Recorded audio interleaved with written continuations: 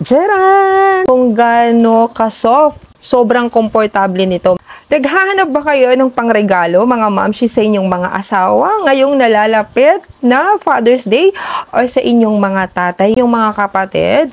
Lalo na dun sa mga asawa natin, dun sa mga tatay nyo, mga kapatid yung lalaki na hindi mahilig mag-rubber shoes dahil naiirita. So, eto yon. Jaran! Korean mesh rubber shoes na half lang. Hindi siya buo, guys. Sobrang komportable nito, mga mamshi, mga sisi. Sobrang komportable ito at the best to ipangregalo sa inyong mga asawa, sa inyong mga tatay, at sa inyong mga kapatid na lalaki. Tignan nyo naman kung gaano ka-soft ng pagkasapatos nito. At saka, ayan, closer look ng material ng ibabaw ng sapatos. Is a mesh material na breathable, kaya komportable. Sobrang presko kapag isusuot nila. Alam niyo yung hindi kulong na kulong yung paa nila? Feeling ko the best to dong sa mga paa na mabilis magpawis. Ayan, pasok guys, ayan, pasok yung hangin. Kasi ito ay, ayan nga, ay parang net, no? Yung kanyang pagka-material dun sa ibabaw. Tapos, ayan, sobrang komportable nitong pinaka-insole. Ayan, malambot, malambot. Alam nyo, guys, kaya ako nasabi kasi yung kapatid ko nung umuwi dito, meron siyang ganito, kulay white. Hindi ako nagkakamali, white or beige yon. So, ito color gray.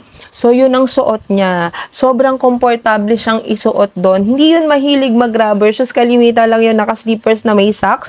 So, eto. Sa mga on the go, na aalis ng mga tatay, kuya, mga kapatid na lalaki, ayan, natamad magsuot ng rubber shoes.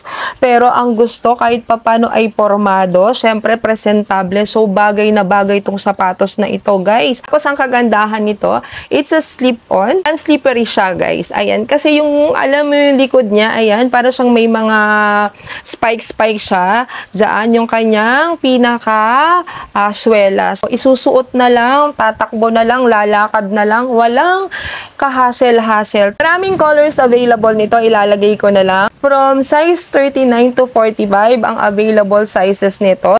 So, ilalagay ko na lang din yung chart, no? Para may guide kayo. So, ayan, tamang-tamang pangregalo ngayong nalalapit na Father's Day. Sobrang ganda nitong sapatos na to. Half men's shoes. Ayan, di ba? Parang naka-slippers ka na nakasapatos pa. Ganda ng kulay.